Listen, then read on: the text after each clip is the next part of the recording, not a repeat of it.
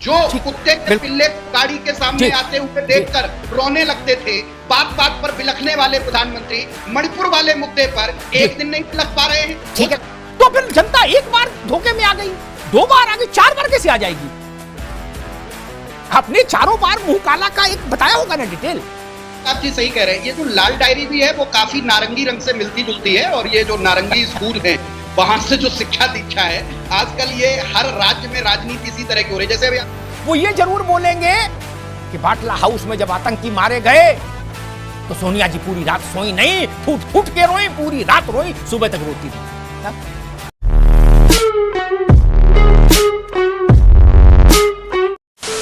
नमस्कार दोस्तों, आप सबका बहुत बहुत स्वागत है प्राइम डिबेट शो में। मैं हूं प्रदीप। विपक्ष के सभी दलों ने मिलकर लोकसभा में अविश्वास का प्रस्ताव लाया है और वो चाहते हैं कि प्रधानमंत्री मोदी जी मणिपुर के बारे में बयान दें। हो सकता है प्रधानमंत्री जी मणिपुर के बारे में बयान न दे, गृह मंत्री अमित शाह उनके बारे में बयान दे दे मणिपुर के बारे में, और प्रधानमंत्री जी मोदी जी सबसे आखिरी में बोलेंगे जब सभी विपक्षी दलों के हर पार्टी के लोग सांसदों का बोलकर हो जाएगा, तब प्रधानमंत्री जी बयान देंगे। और जब मोदी जी बयान देंगे तो इनके धागे पूरे खोलेंगे। क्या हो रहा है राजस्थान में, क्या हो रहा है वेस्ट बंगाल में, क्या हो रहा है कांग्रेस के सभी राज्यों में जहां उनकी सत्ता है। तो दोस्तों, इस डिबेट में आप देखोगे कि अमिताभ अग्निहोत्री जी की अच्छी वार्ता हुई है कांग्रेस के स्पोक पर्सन के साथ, और लास्ट में अमिताभ अग्निहोत्री जी उनको किस तरह से राउंड में लेते हैं, किस तरह से उनको सारी बातें अच्छे से समझा देते हैं। तो दोस्तों, डिबेट बड़ी मज़ेदार और बड़ी ज़बरदस्त हुई है। ये डिबेट पूरा देखना आपको बहुत मजा आएगा, और इसका सेकंड पार्ट मैं आपको सेकंड चैनल में डालूंगा, उसका लिंक मैं पिन कमेंट और डिस्क्रिप्शन में दे रहा हूँ। तो चलिए स्टार्ट करते हैं डिबेट। Let's start. कितना पारिवारिक माहौल है ना। खैर त्रिपाठी जी, मान जी लीजिए खूब बहस चली और कांग्रेस ने अपनी पूरी शक्ति लगाई और बाकी दलों ने भी लगाई। कांग्रेस को जितना अवसर मिला उसमें उसने 90% मणिपुर ही बोला। रूलिंग अलायंस ने, रूलिंग पार्टी ने, गवर्नमेंट ने, उसको कुछ भी नाम दीजिए, अमित शाह को उतारा और कहा कि गृहमंत्री के तौर पर जितने मणिपुर से रिलेटेड इश्यूज हैं, लॉ एंड ऑर्डर से, उन पर आप रिस्पॉन्ड कर दीजिए। क्या फिर प्रधानमंत्री जब बोलने खड़े, हम लोगों ने 30-35 साल में देखा प्रधानमंत्री कुछ लोगों का नाम लेते हैं, सारे प्रधानमंत्री को कह रहा हूं, इन्हीं की नहीं, कि भाई फला जी ने ये कहा, लेकिन ये जिनका नाम नहीं लेते वो क्लेम नहीं कर सकते कि मेरा नाम लेकर रिस्पॉन्ड क्यों नहीं किया। उनकी मर्जी, किस विषय को रिस्पॉन्ड करना है, किसको स्किप कर जाना है, ये भी प्रधानमंत्री चुनते हैं। तब क्या होगा? तब तो दूसरा प्रस्ताव तो ला नहीं सकते, तब तक तो लोकसभा चुनाव हो जाएगा। त्रिपाठी जी। जी अमिताभ जी बिल्कुल सही कहा। मौसम बरसात का चल रहा है, बीमारियां भी काफी है, कहीं ऐसा न हो कि राजनाथ जी और गडकरी जी को कंजक्टिवाइटिस हो जाए। संभावनाएं तो हर तरफ राजनीति में होती हैं और गिनती उधर भी घट बढ़ सकती है, इसके लिए भी सारी संभावनाएं हैं। दरअसल वहां भी काफी तानाशाही का दुष्प्रभाव दिखाई दे रहा है। गडकरी साहब ने अभी 2 दिन पहले बताया कि 1-1 किलो मटन बंटवाया था, लेकिन फिर भी वोट नहीं मिले। तो तमाम ऐसी चीजें चल रही है अमिताभ जी, और संभावनाएं और लाभ और हानि, इसके लिए विपक्ष नहीं ये राजनीति कर रहा है। विपक्ष का सीधा सा मुद्दा है कि देश की जो दुर्दशा है उस पर क्या ये सरकार अपना पक्ष रखती है। अमित शाह साहब भी बोलेंगे तो आंकड़े तो रखेंगे ना, बात तो करेंगे कि देश के सामने क्या स्थिति है। और प्रधानमंत्री जी को बात ही नहीं किया जा सकता है, लेकिन देश की जनता आज सुन रही है। जो प्रधानमंत्री जी का मौन था जब महिला खिलाड़ी धरने पर बैठे हुए थे, मैं आपको जमीन की हकीकत बता रहा हूं, कितने पिताओं ने कहा कि आज मुझे इस सरकार से तकलीफ हो रही है। क्या एक आदमी के खिलाफ, क्या उसको संसद सदस्य से हटाया नहीं जा सकता जब इतनी बड़ी संख्या है आपके पास? क्या गिरफ्तारी नहीं हो सकती है? क्या नैतिकता का एक मानक आप नहीं पेश कर सकते हैं? जो बड़ी बड़ी शुचिता और नैतिकता की बात करने वाले प्रधानमंत्री जी जो इतना बड़ा संख्या बल लेकर घूम रहे हैं, तो देश तमाम चीजों को अमिताभ जी देख रहा है, और इससे कोई फर्क नहीं पड़ता है कि कौन मंत्री आके किस विषय पे बोल देगा और प्रधानमंत्री जी किस विषय। आखिर जनता भी तो सुन रही है ना कि प्रधानमंत्री जी किस विषय पे बोल रहे हैं। जो कुत्ते के पिल्ले गाड़ी के सामने आते हुए देखकर रोने लगते थे, बात बात पर बिलखने वाले प्रधानमंत्री मणिपुर वाले मुद्दे पर एक दिन नहीं बिलख पा रहे हैं। ठीक है, बहुत गहरा वो इसलिए नहीं हो पा रहे, तो उनको मौका दिया जा रहा है, जी खोल के रोले इस बार। ठीक। नरेंद्र मोदी के भाषण की बात जो कह रहे थे, भाषण की क्षमता की, अमिताभ तिवारी, अब त्रिपाठी जी ने कहा, जोशी साहब आपके पास आ रहा हूं, त्रिपाठी जी ने कहा वो बिलख बिलख के रोल है, वो क्या करेंगे वो तो अलग है, लेकिन मुझे एक एप्रीहेंशन होता है इतना नेताओं को सुनने के बाद। मैं नेताओं के थोड़ा फोरकास्ट करने की गुस्ताखी कभी कभी कर लेता हूं, कैसी चाल चलेंगे। वो ये जरूर बोलेंगे कि बाटला हाउस में जब आतंकी मारे गए तो सोनिया जी पूरी रात सोई नहीं, फूट फूट के रोई, पूरी रात रोई, सुबह तक रोती रही। तब जो चीज जनता भूल जाए वो भी उघड़वा लो।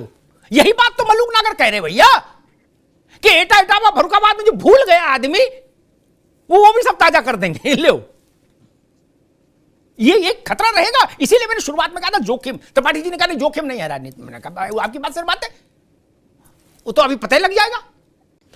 जोशी जी, वही बात आप प्रधानमंत्री को, जैसे अभी मैं सुन रहा था, यही बात अधीर रंजन जी ने कही, यही बात मनोज झा ने कही, सब लोगों ने ये बात कही कि भाई प्रधानमंत्री को मणिपुर पर बुलवाना है, प्रधानमंत्री को लोकसभा में बुलवाना है, यहां तक तो बात ठीक है। प्रधानमंत्री को मणिपुर पर बुलवाना है, ये कौन तय कर सकता है देश में?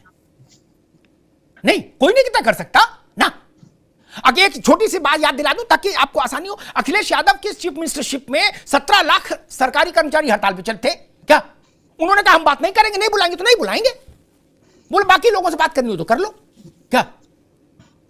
बोले मंत्रियों से बात करनी हो तो निपट लो, हम नहीं बुलाएंगे, क्या? तो नहीं बुलाया, सबने कहा सपा बुला लो, बोले नहीं। जोशी जी, मैं आदरणीय विश्लेषक साहब की इस बात से सहमत नहीं हूं। इन्होंने बहुत मैं इनका सम्मान करते हुए कहना चाहता हूं, ये कहते हैं कि मजबूर कोई नहीं कर सकता। बिल्कुल सत्य ये बात है इनकी कि मजबूर कोई नहीं कर सकता, लेकिन 140 करोड़ की जनता देख रही है कि आज मणिपुर 85 दिन से जल रहा है और प्रधानमंत्री जी अगर जिस विशेष के लिए ये प्रस्ताव लाया जा रहा है उस पर जवाब नहीं देंगे तो निश्चित तौर पे 24 के चुनाव में इसका जवाब देगी। जैसा कि आपने एक उदाहरण देखे, हमारे बहुत वरिष्ठ पत्रकार हमारे बड़े भाई अमिताभ जी ने जो उदाहरण दिया कि उनकी बात ना सुनकर हमें भी जवाब दिया सरकार में। मैं आज एक प्रवक्ता होने के कारण अमिताभ भाई आपकी बात को बड़ी करूंगा, हमने उन कर्मचारियों की बात नहीं सुनी तो जवाब मिला। तो प्रधानमंत्री जी को भी मणिपुर नहीं पूरे 140 करोड़ की जनता जवाब दे देगी। मैं अपने 28 साल के अनुभव के आधार पर ठीक ना बोले जी, सारा जोर इस बात पर है कि भाई मणिपुर पर नरेंद्र मोदी बोले। मुझे लगता नहीं कि कभी ऐसा पार्लियामेंट में इस विषय ऐसा गतिरोध आया हो। प्रधानमंत्री बोले ये बात तो बात हुई, लेकिन एक स्पेसिफिक मुद्दे पर प्रधानमंत्री जरूर बोले और किसी की बात नहीं सुनेंगे। मुझे लग रहा है ये गतिरोध, और अगर इसी के लिए ये लाया गया है, उसका सोल पर्पस यही है, जैसा कि नेताओं ने बाइट दी है, तब मुझे लग रहा है ये पर्पस में विपक्ष सफल हो, इसी की गारंटी कोई नहीं दे सकता।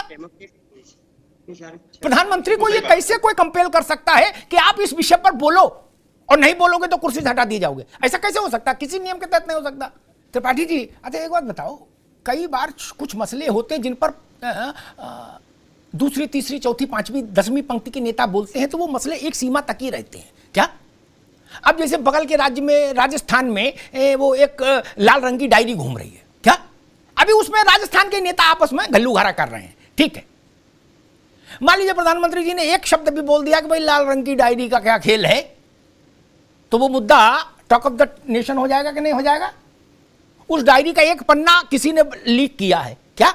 एक पन्ना लीक हुआ है सोशल मीडिया, देखिएगा स्क्रीनशॉट, उसका फोटोशॉट बोलते क्या बोलते, वो किया है। उसमें क्या लिखा गया कि फाइल गायब, हिंदी अंग्रेजी में लिखा, हिंदी ये है कि भाई इसकी फाइल गायब करा दी, लिफाफा खोलो और प्रमोशन हो जाएगा, और नीचे चिड़िया बना दी, क्या? ऐसा एक उदाहरण मैं दे रहा हूं, ऐसे तमाम उदाहरण है भाई। ठीक बात है, आप ब्रह्मास्त्र चलोगे तो ये गुल्ली डंडा थोड़ी खेलेंगे। त्रिपाठी जी, बिल्कुल अमिताभ जी सही कह रहे हैं। ये जो लाल डायरी भी है वो काफी नारंगी रंग से मिलती जुलती है, और ये जो नारंगी स्कूल है वहां से जो शिक्षा दीक्षा है, आजकल ये हर राज्य में राजनीति इसी तरह की हो रही है। जैसे अभी आपने बताया ना कि एक एनसीपी एनडीए वाली, एक एनसीपी इंडिया वाली, ये मोदी जी के ही राजनीति में संभव है कि शिवसेना 2 हिस्से में, एनसीपी 2 हिस्से में। अब राजस्थान में जब भारतीय जनता पार्टी को पता है कि वो चुनाव हार रही है, तो कांग्रेस के ही कुछ लोगों को एक लाल डायरी, एक नारंगी डायरी, एक बैगनी डायरी भेजिए और उसके बाद कुछ राजनीति करिए। तो प्रधानमंत्री मोदी जी की ये ओछी राजनीति भी आज पूरा देश देख रहा है, और वो लाल डायरी का जो जिक्र आप कर रहे हैं वो करके तो मोदी जी खुद ही फंस रहे हैं। भारत की जनता साफ साफ देख रही है कि महंगाई पे आप कुछ कर नहीं पा रहे हैं। आपको महंगाई का मां बोलते कितने लोगों ने सुना जो आप मनमोहन सरकार के समय कहा करते थे। आप तो मणिपुर का मां नहीं बोल पा रहे हैं। आज पूरा देश कह रहा है कि प्रधानमंत्री जी मणिपुर का मां बोल दें, पूरा मणिपुर बोलना तो उनके बस का नहीं है। बेरोजगारी पर बोल दें। कल भी जो पार्लियामेंट में कुछ आंसर आए आप देखिए कि कहां कितनी नियुक्तियां हुई हैं, कहां कितनी, ठीक है, उनका हाल आप देखेंगे तो पता लगेगा सबसे बुरे दौर में है। त्रिपाठी जी, ठीक ठीक, प्रशांत, जो भी प्रतिस्पर्धी होता है वो दूसरे की कमियों को बड़े फलक पर ले जाता है, यही तरीका है राजनीति का। मुश्किल यह है कि विपक्ष के नेता और प्रधानमंत्री, उन दोनों की बात सुने जाने का जो वो है ना बैरोमीटर, उसमें अंतर है। उनकी बात का इको ज्यादा बड़ा है प्रधानमंत्री की, इस बात से सब सहमत होंगे। यहां मानो ना मानो, झाऊ झाऊ करो अलग बात, लेकिन सच्चाई है, ठीक। वहां गजेंद्र शेखावत बोले लाल डायरी और नरेंद्र मोदी एक बार बोल दे लाल डायरी, दोनों में जमीन आसमान का फर्क हो जाएगा। ममता बनर्जी का अमित मालवीय विषय उठाएं, सुधेंद्र उठाएं, शुभेंदु उठाएं और लोग उठाएं, अलग विषय Modi ji on the floor of parliament बोल देंगे तो वो विषय फिर घूमने लगेगा पूरा पश्चिम उत्तर दक्षिण। नहीं त्रिपाठी जी, अब लग रहा है कि मामला थोड़ा कैड़ा हो गया। ये नहीं, ये लग रहा है कि नहीं यही था एकमात्र विकल्प, सो हमने खेल दिया भाई, हमारे पास एक ही पत्ता था, हमने चल दिया, अब जो होगा हर हर गंगे बाद में देखेंगे। क्या नहीं अमिताभ जी, एक पत्ता तो नहीं, अभी हमारे पास बहुत पत्ता है। पहले तो यही पत्ता भारतीय जनता पार्टी झेल ले। प्रधानमंत्री मोदी जी बिल्कुल जैसा अभी भुवन भाई कह रहे थे, उनकी 9 साल की सरकार ने देश का मुंह कई बार काला कराया है, और जो शुचिता की, नैतिकता की, पवित्रता की बात करके आए थे वो आज सबसे ज्यादा गंदगी में लिप्त हैं। हर तरह से देश की दुर्दशा करने के बावजूद भी अभी अपनी हठधर्मिता पर अड़े हुए हैं। तो ये तो एक झांकी है, अभी तो आगे लड़ाई बाकी है। और 2024 में आप अमिताभ जी देखिएगा कि निश्चित तौर पर बहुत बड़ा परिवर्तन इस देश में होगा और दोबारा से कांग्रेस पार्टी की सरकार बनेगी, इंडिया जीतेगी और इंडिया दोबारा से मजबूत होगी। इन्होंने स्किल इंडिया का घोटाला किया, स्टैंड अप इंडिया का घोटाला किया, स्टार्टअप इंडिया का घोटाला किया, पीएम केयर फंड का घोटाला किया, नोटबंदी का घोटाला किया, जीएसटी का घोटाला किया, जितने घोटाले प्रधानमंत्री ठीक है त्रिपाठी जी, ठीक है, सारी बातें ठीक साबित हो जाएं जो बात जोशी जी ने कही, त्रिपाठी जी ने कही। मैं तो बड़ा सबसे सरल टेस्ट में चुनता हूं समझने के लिए देश के मन को, और लोकतंत्र में सबसे बड़ा और सबसे प्रामाणिक एक ही टेस्ट है, जनता का जनादेश। त्रिपाठी जी ने बताया कहां कहां घोटाला हुआ। जोशी जी 14 में जनता ने जनादेश दिया, उत्तर प्रदेश की बात करें आपसे, ठीक, क्योंकि आपकी पार्टी उत्तर प्रदेश की है। 14 में जनादेश हुआ, 17 में जनादेश हुआ, 19 में जनादेश हुआ, 22 में जनादेश हुआ, और आप कह रहे मुंह काला कर दिया। जनादेश तो किसी और ही का मुंह काला कर रहा है, चारों जनादेश नहीं। और चारों जनादेश ने भाजपा के माथे रोली चंदन लगाया। अब या तो जनता को गलत बोल दो, कह दो भाई जनता ही बेकार है, हाँ, तो नई जनता तो उत्तर प्रदेश में आ नहीं सकती कि आंध्र प्रदेश वाली इधर आएगी, यूपी वाली आंध्र प्रदेश जाके वोट डालेगी, ऐसा तो संभव नहीं। नेता बदल सकते हैं, पार्टियां बदल सकती हैं, अलायंसेस बन सकते हैं, बिगड़ सकते हैं, ध्वस्तीभूत हो सकते हैं, जनता तो वही रहेगी क्योंकि वो मालिक है। मैनेजर बदलते हैं, मालिक थोड़ी ना बदलता है मित्र। अगर यही सच होता तो फिर जनता एक बार धोखे में आ गई, 2 बार आ गई, 4 बार कैसे आ जाएगी? आपने चारों बार मुंह काला का एक बताया होगा ना डिटेल कि भाई ये एपिसोड है मुंह काले वाले, जनता ने उसमें बटन दबाया। मेरे कहने से, प्रशांत के कहने से, आपके कहने से, अमिताभ तिवारी के या त्रिपाठी जी के कहने से कुछ नहीं होता लोकतंत्र में। लोकतंत्र में वही जज जनता है, इतनी सी बात है ना। वही बात मैं त्रिपाठी जी से कहूंगा। आपने कहा कि भाई सब बर्बाद हो गया, ऐसी स्थिति देश में पैदा हो गई, कभी नहीं थी, ठीक। आप ये बात लेके गए ना जनता के बीच में मित्र। हो सकता है इस बात को आप इस ढंग से कहोगे अमिताभ जी बीजेपी के पक्ष में बात कर रहे, नहीं, बीजेपी के पक्ष का मसला नहीं। कांग्रेस जीती होती तो मैं कांग्रेस के लिए भी यही बात कहता। जो जीता है वो जनता के आशीर्वाद से जीता है, उसका नाम भाजपा है या कांग्रेस है बहुत महत्वपूर्ण मेरे लिए नहीं, मेरे लिए जनता का आशीर्वाद महत्वपूर्ण है। मैं एक बात कहता हूं आपसे, आपने कहा चौकीदार चोर है, कहा चुनाव में, उसके बाद जनादेश आया, उस जनादेश की व्याख्या क्या करेंगे? आपने कहा राफेल में घोटाला हुआ, उसके बाद चुनाव हो गया। आपने कहा नोटबंदी में फ्रॉड हुआ, उसके बाद चुनाव हो गया। आपने कहा जीएसटी गलत कर दी, उसके बाद चुनाव हो गया। नहीं, देश ने 2 बार अपना मन बताया है ना, नहीं बताया? और लोकतंत्र में क्या देश के मन से बड़ा किसी का मन हो जाएगा? नहीं ना।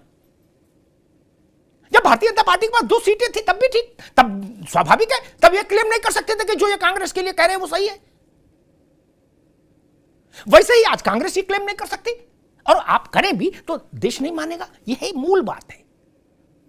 आप अपने तर्क बदलें या अपना डिस्कोर्स बदलें, यह आपका हेडक है, इसमें छानबीन करिए। लेकिन ये जो आरोप आपकी चार्जशीट है ये चली नहीं, ये जान लीजिए। इसमें बुरे मानने की बात ही नहीं भाई। हमारा लड़का इम्तिहान में फेल हो गया, अब हम उसको कितने भी सुंदर शब्दों में कहें, फेल कहें, असफल कहें, सफल नहीं हो पाया, ये बोले, मॉरल ऑफ द स्टोरी लड़का फेल हो गया, बात खत्म। चुनाव में जीते नहीं, आप अपनी चार्जशीट लेके गए, और इससे शार्प चार्जशीट और क्या हो सकती है? भारत में ऐसी चार्जशीट केवल वीपी सिंह के समय में आई थी प्रधानमंत्री के खिलाफ। अमिताभ तिवारी को याद होगा, जब सीधे आर्थिक भ्रष्टाचार का आरोप राजा विश्वनाथ प्रताप सिंह ने राजीव गांधी पर लगाया था। क्या नारा लगा था? वो नारा यहां वो दोहराना नहीं चाहता।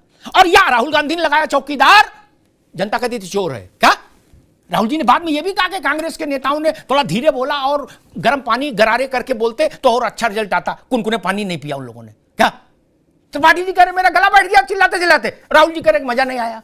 क्या आपने लगाया ना नारा, जनता ने उस पर निर्णय दे दिया। वीपी सिंह ने भी नारा लगाया था। वो ऐसे एक कागज जेब से निकालते थे अपनी अचकन से और कहते थे इसमें ऐसे 2 उंगली में फंसा के, राजा की जान तोते में, तोते की गर्दन मेरे हाथ, इसमें क्वातरोची का नंबर है। क्या वो नंबर नहीं मिला, लेकिन राजीव गांधी का तो काम हो लग गया, कांग्रेस तो धस्तीभूत हो गई। मूल प्रश्न वही है, नरेंद्र मोदी क्या कह रहे हैं ये कम महत्वपूर्ण है, खड़गे जी क्या कह रहे हैं ये भी मेरे लिए कम महत्वपूर्ण है, देश क्या कह रहा है ये ज्यादा महत्वपूर्ण है। जनता माफ नहीं करेगी। मजा आया। तो दोस्तों डिबेट हो गई खत्म, वीडियो हो गई पूरी। उम्मीद करता हूँ ये डिबेट वीडियो आपको पसंद आई होगी। अगर दोस्तों आप अमिताभ अग्निहोत्री जी के सच्चे फैन हो मेरी तरह, क्योंकि मुझसे बेहतर कोई भी अमिताभ अग्निहोत्री जी की वीडियो एडिट करके नहीं बनाता है, और ना ही आप पूरी यूट्यूब पे सर्च कर लो, कहीं भी सर्च कर लो, मेरी वीडियो सबसे ज़्यादा चलती है अमिताभ अग्निहोत्री जी की जो भी वीडियो बनाता हूँ, क्योंकि मैं उनको समझता हूँ और उनके अच्छे अच्छे पॉइंट को निकाल कर अपने वीडियो में डालता हूँ। तो दोस्तों मेरा सेकंड चैनल सिर्फ अमिताभ अग्निहोत्री जी को डेडिकेटेड है, उसका लिंक मैं डाल चुका हूँ डिस्क्रिप्शन और पिन कमेंट में, आप वहाँ से जाकर उसको सब्सक्राइब कर लीजिए उसके यूट्यूब चैनल को। तो मैं ऐसा ही कंटेंट बनाते रहता हूँ। अगर आपको ये कंटेंट पसंद है, मेरा काम पसंद है, तो इस चैनल को सब्सक्राइब करते जरूर जाना। मिलता हूँ आपसे अगले वीडियो में, तब तक के लिए जय हिंद, वंदे मातरम।